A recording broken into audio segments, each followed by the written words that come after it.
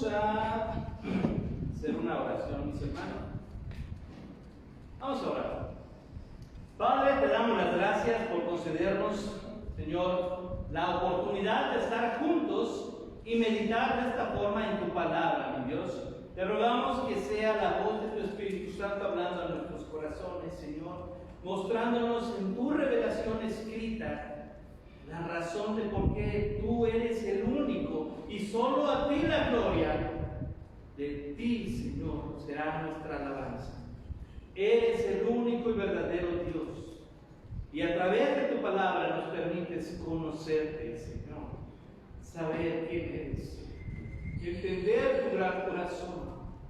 Gracias por lo que rogamos que tú nos des, Señor, el discernimiento, el entendimiento para recibir tu palabra de esta tarde también. En el nombre de Cristo Jesús. Amén. Tome su lugar, mis hermanos, por favor.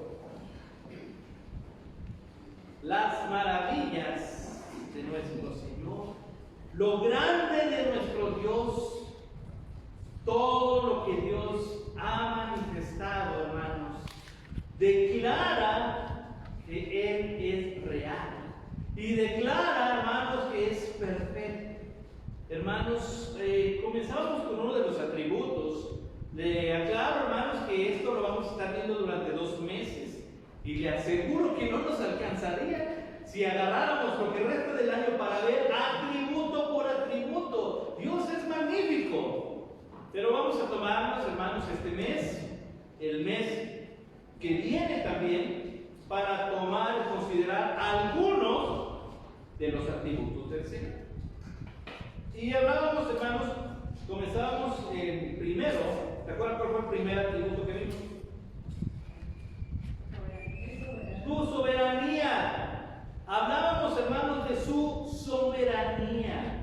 Él ordena, Él manda y Él permite. Problemas en perspectiva, ¿se acuerdan? Veíamos en Romanos, hermanos, todo lo que pudiéramos pensar como calamidad, pero por encima de todo problema se levanta la voz de Dios diciendo que nada nos puede apartar del amor de Dios. No importa lo que Dios haya permitido en su vida, no importa, nada va a superar, hermanos, lo que Él tiene para usted. Pregunta que tenemos: ¿por qué Dios lo permite? Hambre, desnudez, peligro, espada, ¿verdad? La muerte, el tiempo, todo Dios lo ha permitido. ¿Y sabe qué? Todo lo que Dios permite está bajo su soberanía. No ha perdido el control Dios. De repente Dios se descuidó y ¡pum! Usted cayó en depresión, ¿verdad? ¿Por qué? Eso no pasa. Dios volteó a bendecir al hermano y entonces yo tuve un accidente. Eso no pasa. Recordemos que en la Biblia misma leíamos: todo pasa de la misma forma, al justo como al injusto. Así que también nosotros nos vamos a enfrentar a dificultades. ¿Cuál es la diferencia? Que Pablo nos recuerda que nada nos puede apartar del amor de Dios, aun cuando Él ha permitido que ocurran cosas complicadas. Y hace 8 días veíamos una muestra, hermanos, de la misericordia de Dios hermosa. El Señor abre una ventanita del cielo y nos permite saborear la consolación divina. ¿De qué hablamos hace 8 días?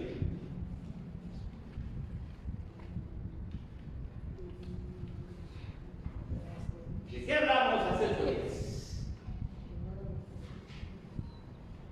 Ahí en sus apuntes. Me voy a dar la vuelta hacia atrás para que ustedes vean su acordeón, saquen sus apuntes. Hagan de cuenta que es examen. ¿De qué hablamos? De la mamá, para comprender el cielo.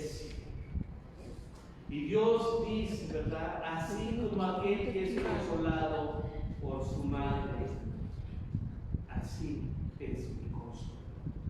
Hermanos, nos encontramos con un Dios que presenta maravillas.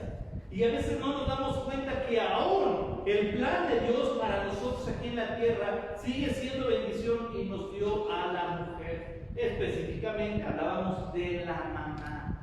Así que Dios sigue mostrando sus maravillas, hermanos. Y si ponemos un poquito de atención nos damos cuenta, hermanos, que ha sido más de lo que merecemos.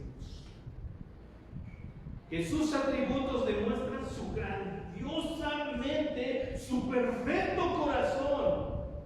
Y qué finitos somos, qué pequeños somos. Pero Dios sigue siendo bueno, hermanos. Así que los atributos de Dios son revelados para nosotros, hermanos, en la Biblia. De ahí la necesidad de conocer la palabra de Dios. El que, hermanos, así de simple se lo pongo, el que no conoce la Biblia no conoce a Dios. Así de sencillo. ¿Quiere usted saber de Dios? ¿Quiere saber cómo es Dios? Lea la Biblia y se dará cuenta de lo grande que es. Así que para nosotros hoy, hermanos, para entender su voluntad, vamos a ocupar mucho la Biblia, mucho, pero vamos a poner, hermanos, de inicio Romanos 12:2. Dice Pablo de esta forma: no os conforméis a este siglo, sino transformaos por medio de la renovación de vuestro entendimiento, para que comprobéis cuál sea la buena voluntad de Dios, agradable y perfecta. Y lo primero que Pablo hace es decirle a la iglesia: no se conformen a este siglo. La palabra conformarse significa tomar la forma de. Así que cuando Pablo dice no tengan la forma, no se adapten a este siglo, no se adapten a este mundo. Y mire que ese consejo hoy en día, caray, porque cual más se está adaptando a este mundo, no sé si ya se fija. El cine, el arte, las instituciones de educación, todas las escuelas públicas y privadas, la sociedad, los planes de gobierno, y aquí viene la parte triste, las iglesias también se están, hermanos, conformando a este mundo. Y entonces no es novedad, hermanos, o de sorprenderse que de repente tal iglesia, tal denominación están celebrando bodas de personas del mismo sexo, ¿verdad? Porque han comprendido que Dios es amor. Pues si usted lee Génesis 1 desde el principio, nos damos cuenta que Dios es amor, pero también que Dios aborrece el pecado. Entonces, ¿está mal la Biblia? No. Nos falta conocer la Biblia y tomar en cuenta que el consejo que Pablo nos da de no tomar la forma de este siglo. Y si empezamos a tomar la forma de este siglo, hermanos, se va a bloquear en automático el conocer la voluntad de Dios. Y para nosotros comprender la voluntad de Dios, hermanos, está en la Biblia. A veces decimos: ¿por qué Dios? ¿Qué es lo que Dios tiene pensado para mí? Llegaba un joven una vez, hermanos, y me decía: pastor, ¿cuál será la voluntad de Dios para mí? Le pregunté yo: ¿qué es lo que quieres saber? Es que no sé si la voluntad de Dios para mí es que estudie medicina o estudie leyes. No sé. Ya le pedí a Dios que me lo revelara en un sueño. Señor, si sueño inyecciones y batas blancas, voy a ser doctor. Pero de este lado, si sueño, ¿verdad?, en la Constitución, voy a hacerlas. A veces quisiéramos que se nos diera esa revelación, ¿verdad? Pues no, claro que Dios no va a hacer eso.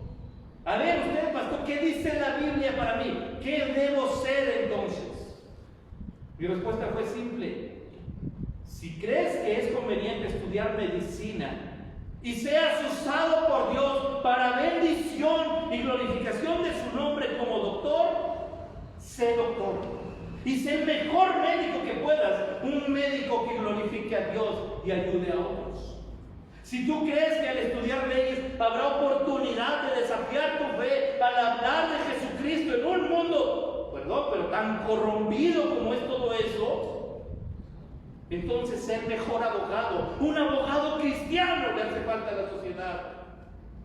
Se agachó y se puso a llorar y dice: creo que ya entendí. A donde vaya debo honrar a Dios. Así es. Dios te ha dado la habilidad de que te guste esto y te guste esto. Qué bueno, estudia primero algo en lo que tú confíes que habrá oportunidad. Pero glorifica a Dios en todo. La voluntad de Dios para usted, mi hermano, ¿verdad? Que usted le vaya bien, que seamos felices. Quisiéramos escuchar eso en la Biblia, pero vimos su soberanía primero. Y en la soberanía vendrá la dificultad, hermanos. Y eso no resta de que la voluntad de Dios para usted sea una gran bendición. Pero vamos a examinarlo a la luz de la Biblia. Así que no pierda, por favor, Romanos. Y le voy a pedir que vaya atrásito de la Biblia unas cuantas hojas hasta el libro del profeta Jeremías, capítulo 29.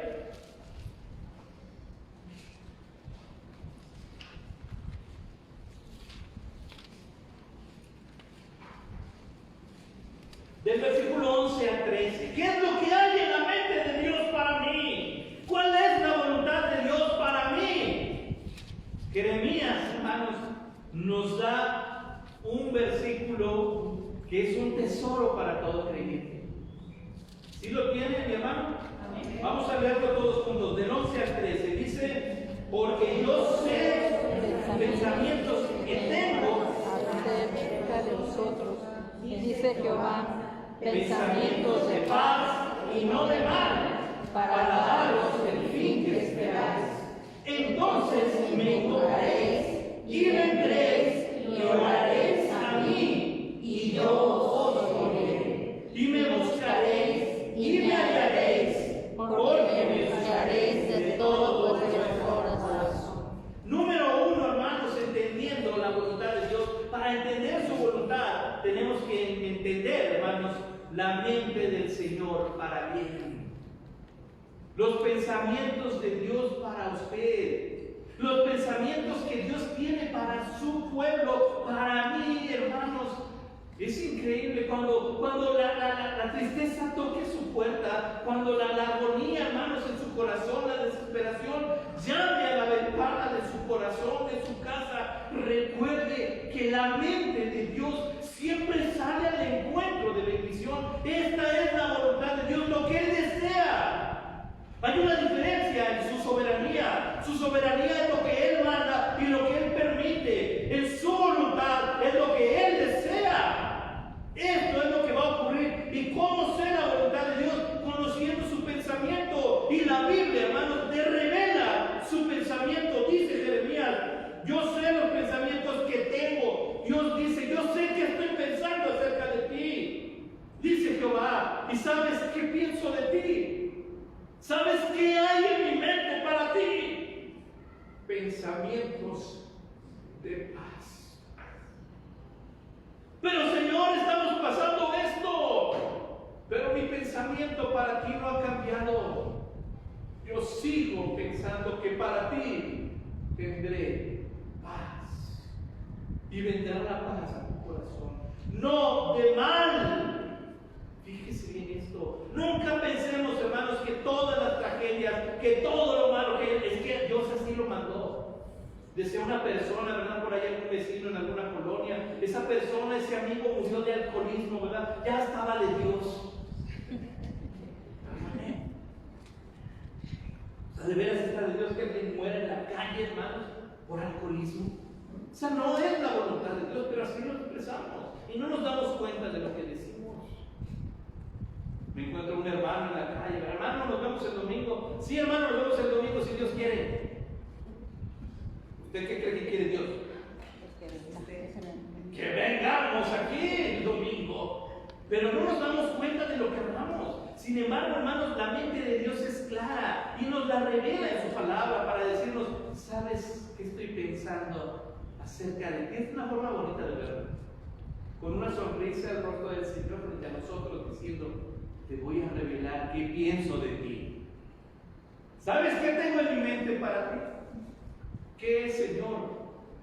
Y nosotros llorando, desesperados, como somos siempre. Y el Señor sonriendo, dice: pensamientos de paz. No tengo ningún pensamiento malo para ti. Hermanos, esa es una bendición tan grande. No sé si usted salga de aquí confiado en Dios. Porque aunque el mundo sea malo y algunas cosas o personas o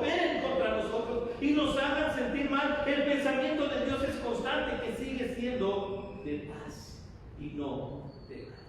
Y dice después, para daros el fin que esperáis. Fíjense cómo Dios sí está consciente de nuestros sueños, para poder hacer que tú llegues a lo que deseas. Obviamente, estamos hablando de un pensamiento acorde a la mente de Cristo. Pero Dios dice: yo para ti, en mi mente, tengo tu nombre y tengo junto paz. Tengo tu nombre y tengo junto bien. Tengo tu nombre y tengo junto tus sueños. Hermanos, la voluntad de Dios nos revela que su mente siempre es para ti. Y después dice, entonces, cuando nosotros entendemos eso, ¿qué es lo que pide Dios? ¿Qué es lo que quiere Dios? Me invocaréis. Quiero que ores. ¿Quieres encontrarte con la paz que tengo en mi mente para ti? Haz oración. ¿A qué hora es el culto de oración? ¿Qué día? Y si saben, aquí nos vemos el miércoles a las 6. Dice después, y vendréis. No lo estoy diciendo yo, pastor, no, aquí dice, necesitas orar y necesitas venir. Es que yo oro en mi casa, ¿verdad? Gloria a Dios por eso. Pero también necesita venir aquí. Y como comunidad, oremos todos. Y dice, oraréis a mí. Y mire lo que sigue. Si a usted le gusta marcar su Biblia, marque esta parte final. Empezamos hablando de los pensamientos de Dios. Ahora mire qué hay en los pensamientos de Dios. Escuchar nuestra oración. Y díganme, hermanos, que venimos al culto de oración si no salimos confortados cuando cruzamos la puerta de Abel, después de haber depositado en Dios todas nuestras dificultades. Y entonces se cumple lo que Dios dice: tengo pensamientos de paz. Y dice en el 13, me buscaréis. Una vez que tú entiendas mi voluntad, ¿sabe qué va a pasar? Vamos a buscar a Dios. Así de sencillo. ¿Y sabe qué? Lo vamos a encontrar. Dice, me hallaréis, porque me van a buscar de todos modos. Dios quiere, hermanos, que sigamos esa línea de su pensamiento, la mente y el corazón, juntos, buscando a Dios. Así como Él lo manifestó. Entonces nos encontramos, hermanos, y ¿sabe qué? Esto es interesante. Jeremías pone esto en un momento complicado, porque el pueblo estaba pasando el cautiverio babilónico. Todo acabado. Las personas más sanas llevadas esclavas, las personas enfermas quedadas a vivir en la calle, los terrenos decomisados, el ganado decomisado, el templo destruido, todo se perdió. Y llega el pensamiento de Dios. Mi pensamiento sigue siendo para bien hacia ti. No hay argumento, hermanos, para dejarnos vencer la tristeza o la soledad. Por muy difícil que sea nuestra situación, cerremos los ojos y abracemos esta promesa, hermano, porque la voluntad de Dios nos deja ver que la mente del Señor es para mí. Segundo, vamos ahora, hermanos, a la epístola del apóstol Pedro. Vamos hacia adelante, capítulo 3. Segunda carta del apóstol Pedro, capítulo 3, versículo 9.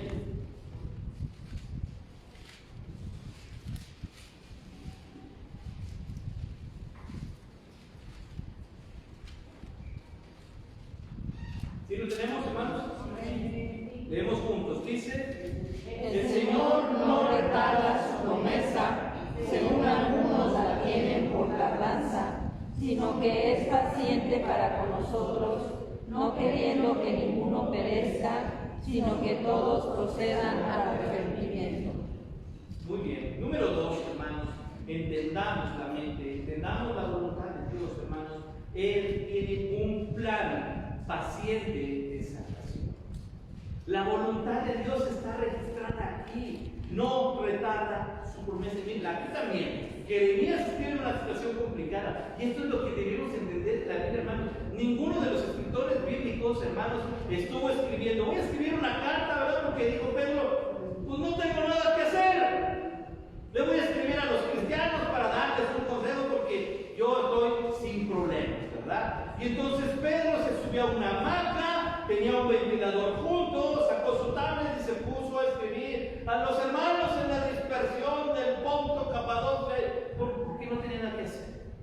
Hermanos, ¿sabe qué había ocurrido? Nerón había dado la orden de perseguir cristianos.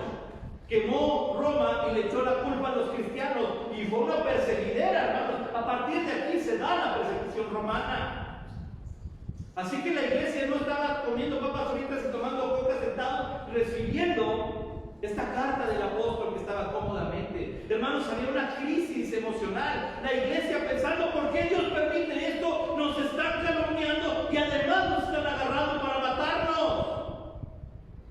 Ya se acabó todo. Y entonces Pedro dice, a ver, cálmense, para empezar, las promesas de Dios no tienen caducidad. Las promesas de Dios no se han vencido. Él sigue siendo bueno, Él sigue siendo fiel. Y además de eso, muchos caían en la desesperación. Dice aquí, algunos tienen la retardación, creen que Dios ya se olvidó de sus promesas, pero Pedro dice, no es así. Entonces, ¿qué está pasando? Y Pedro da la causa, la razón de Dios. Tiene paciencia con nosotros, los que estamos en dificultad, y esa paciencia, hermanos, está abrazando a los que no creen. Dice, no queriendo que ninguno perezca, sino que todos procedan al arrepentimiento. Hermanos, esto es interesante, porque mientras el mundo se está destruyendo solo a través del pensamiento humano, hermanos, ajeno a la voluntad de Dios, y de paso nos estamos acabando nuestra naturaleza, Dios dice, tengo paciencia con ustedes. ¿Qué significa eso? Tengo cuidado de los míos. Tengo cuidado de mis hijos. Señor, pero Roma ha dado un decreto en contra de nosotros. Hijo, ¿quién puede más? ¿El emperador romano o Dios? Y no he olvidado mis promesas. Tengo cuidado de ti. Hermano, qué dificultad es la que pasamos. Porque Dios hasta ahí tiene cuidado de nosotros. Y su voluntad demuestra, hermanos, que al tener cuidado de nosotros, da oportunidad para que el no creyente conozca. Pregunta, ¿cómo va a oír el mensaje no creyente? ¿Cómo? A través de aquellos a los que Dios está cuidando, o sea, nosotros. ¿Y cuál es entonces la voluntad de Dios? Cuidar de su iglesia, pero que el pecador proceda al arrepentimiento. Tenemos entonces en la voluntad de Dios un plan, hermanos, de paciencia y salvación. Pero es un plan, hermano, para que no se siente usted cómodamente, bueno, ya Dios nos va a cuidar, sino que al ser cuidado por Dios, soy responsable de que las personas, mírenlo así, los más cercanos para empezar, conozcan de Jesucristo, y de ahí pueda hablarle a los que no me llevo, pero que veo todos los días, tal vez en el trabajo, hasta tal vez a la persona que de pura casualidad me encuentre en la carnicería, en la panadería, donde me encuentre a alguien que pueda y quiera escuchar de Jesucristo.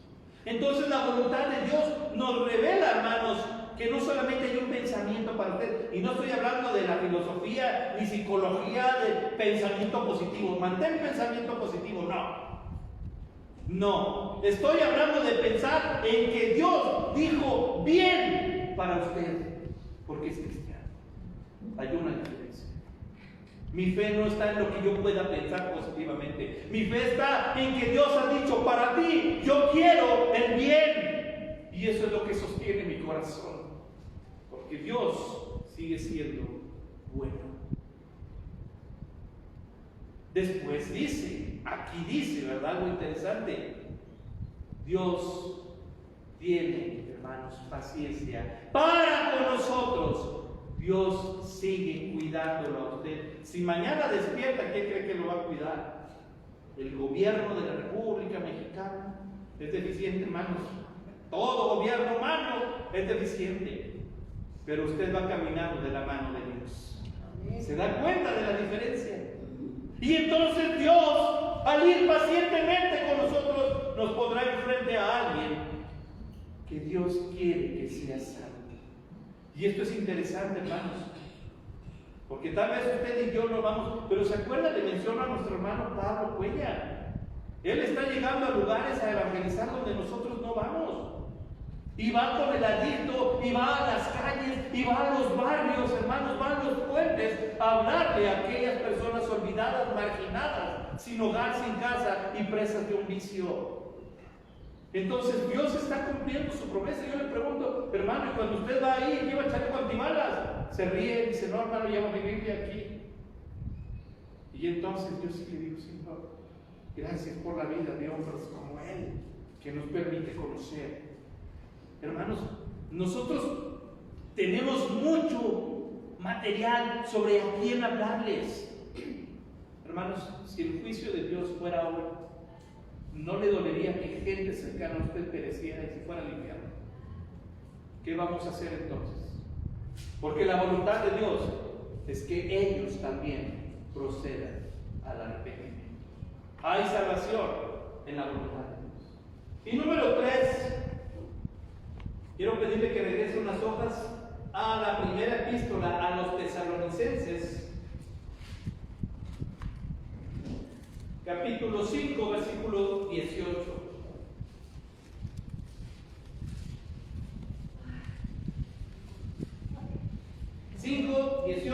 Primera a Tesalonicenses. Biblias arriba, no se me duerma, yo sé que hace calor, estamos sudando de gratis, ¿verdad? Pero vamos a seguir meditando, hermanos. Vamos en el punto 3, nos faltan 5, así que no se desanimen. Primera a los Tesalonicenses, digo capítulo 5, no 5 puntos. Capítulo 5, versículo 18. Mire, este pasaje es hermoso. Te voy a pedir que cuando lo leamos en voz alta, sonría, porque la misericordia de Dios es grande. Dice, todos juntos, dad gracias en todo, porque esta es la voluntad de Dios para con vosotros en Cristo Jesús. Entendamos su voluntad, hermanos, lo que Dios espera de los creyentes. Lo que Él espera de los creyentes. ¿Qué creen que espera Dios de los creyentes según Pablo? Gratitud. Gratitud. Hermano, al contender, o mejor dicho, al contemplar, que dice Eclesiastés que todo ocurre al justo como al injusto, y que en su soberanía Dios permitirá que lleguen tragedias a nuestras vidas, ¿cómo encajan versículos como este en la vida cristiana? ¿Tengo que agradecer a Dios por los problemas? Dígalo con convicción. Sí. ¿Tengo que darle gracias a Dios en la enfermedad? Sí. ¿Tengo que darle gracias a Dios en la muerte? Sí. Porque así es su voluntad.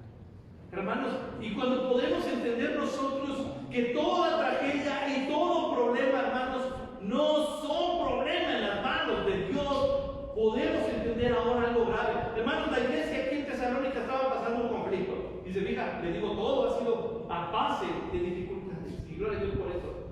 Por ahí alguien llegó con un chisme. ¿Qué creen? Hasta así le hacían. Que ya vino Cristo. Y nos quedamos, iglesia de Tesalónica. ¡Vaya tragedia! A ver, vamos a escribirle a Pablo que nos diga. Ojo, ¿cómo sabían que Pablo estaba aquí si se fueron? Entonces Pablo tiene que decirles, ah, caray, qué preocupante, porque yo también me quedé. Pablo no dice eso. Pablo afirma y confirma a la iglesia. A ver, en el momento en que Cristo venga, los cristianos estarán con Él. Así que no le hagan caso a chismes, no le hagan caso a herejías, no, apéguense a lo que está escrito. Es más, antes de vivir preocupados por qué va a pasar, ocúpense en lo que Dios ha hecho. Y cuando nos damos cuenta de lo que Dios ha hecho, ¿qué creen que va a llegar a nuestro corazón? Solo decir gracias, Dios.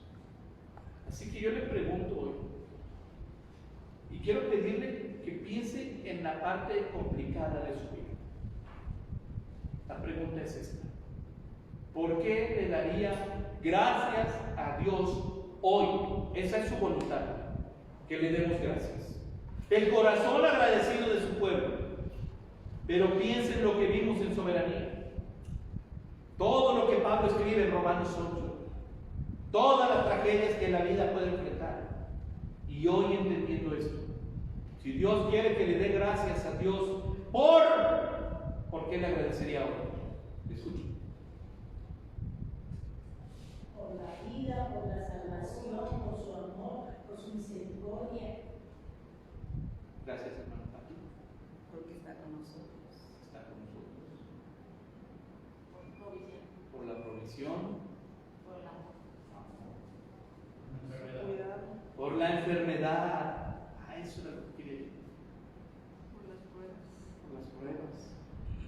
Vamos. El libro que escribe el profeta Habacuc es hermoso, pero a la vez es complicado.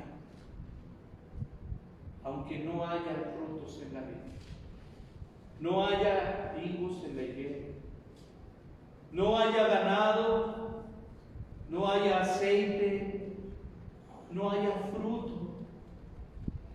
Dice Habacuc: con todo, ¿cómo sigue? Yo me alegraré en Jehová, en el Dios de mi salvación, me gozaré en el Dios de mi salvación. Dice Pablo: dar gracias en todo, porque esa es la voluntad de Dios. Hermanos, qué fácil es decirle a Dios gracias cuando hay comida. Qué fácil es decirle a Dios gracias cuando tenemos salud. Qué fácil es decirle a Dios gracias. Pero qué difícil es decirle a Dios gracias cuando las cosas no van bien, cuando hay enfermedad, cuando hay cansancio. Pues ahí es donde Dios dice: ejercita tu fe, crees en mí. Sí, Señor. Sí, Señor. Pues recuerda, mis pensamientos para ti son de bien, no de mal. Entonces, recuerda mi voluntad para contigo. Recuerda que cuando las cosas sean difíciles, yo sigo pensando igual contigo. Yo sigo teniendo pensamientos de paz para ti. Entonces podemos comprender, hermanos, lo que la voluntad de Dios tiene para nosotros. Porque aun cuando la iglesia estaba cayendo en una crisis espiritual, resulta que Pablo les hace regresar al origen. ¿Cuál es el origen? Hermanos, la mente del Señor para bien, un plan de cuidado para su iglesia, un plan de salvación para el no creyente y además lo que los creyentes debemos tener siempre. Y todo esto, hermanos, repercute para entender lo que leímos al principio. Quiero pedirle ahora, para terminar, que vayamos a la epístola a los Romanos, capítulo 12,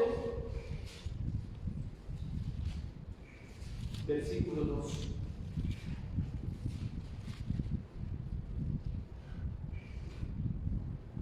Vamos a leerlo otra vez todos juntos, hermanos.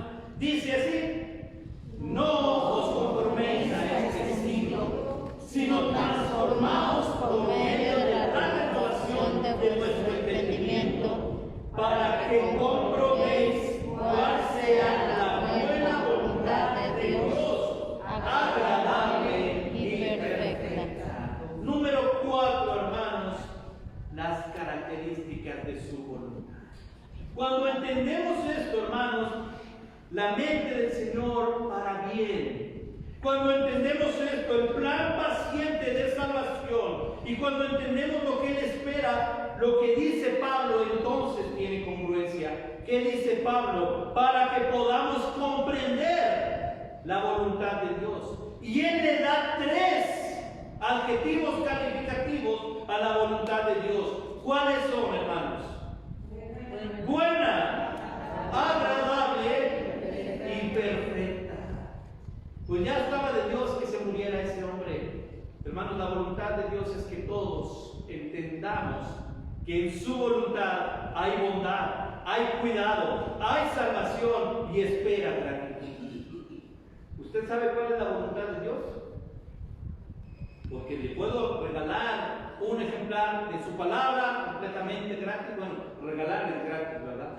Entonces, para que usted conozca la voluntad de Dios, recuerde esto: persona que no conoce la Biblia no conoce a Dios. Y si no conoce a Dios, el problema más simple lo va a ahogar, hermanos, en soledad, en tristeza, y va a llegar hasta la depresión.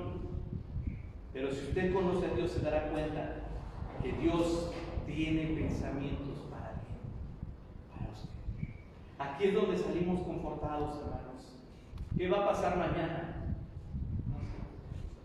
Pero sí sé que Dios ha dicho que mi nombre en su mente está junto a la palabra bien. Así que le puedo asegurar, hermano, que todo va a salir bien. Y que usted estará cuidado, porque Dios así lo ha prometido.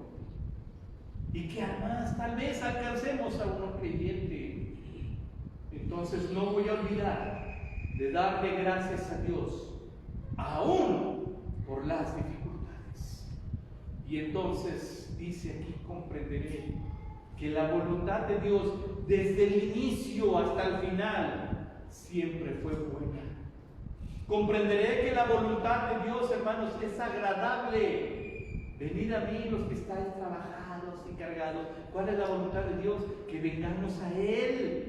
Y dice: yo os haré descansar. ¿Se da cuenta de esto? Entonces, con justa razón, regresaré agradecido a decirle: tu voluntad es buena, es agradable y es perfecta.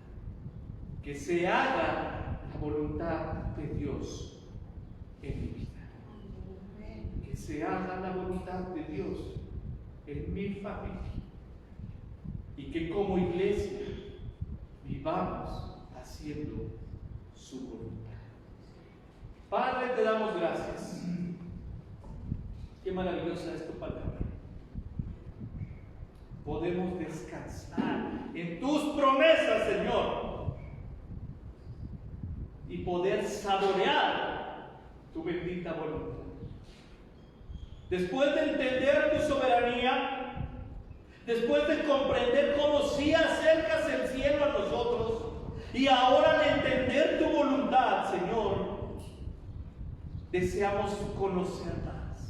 Salimos agradecidos y confiando todavía más en tu palabra, todavía más en ti.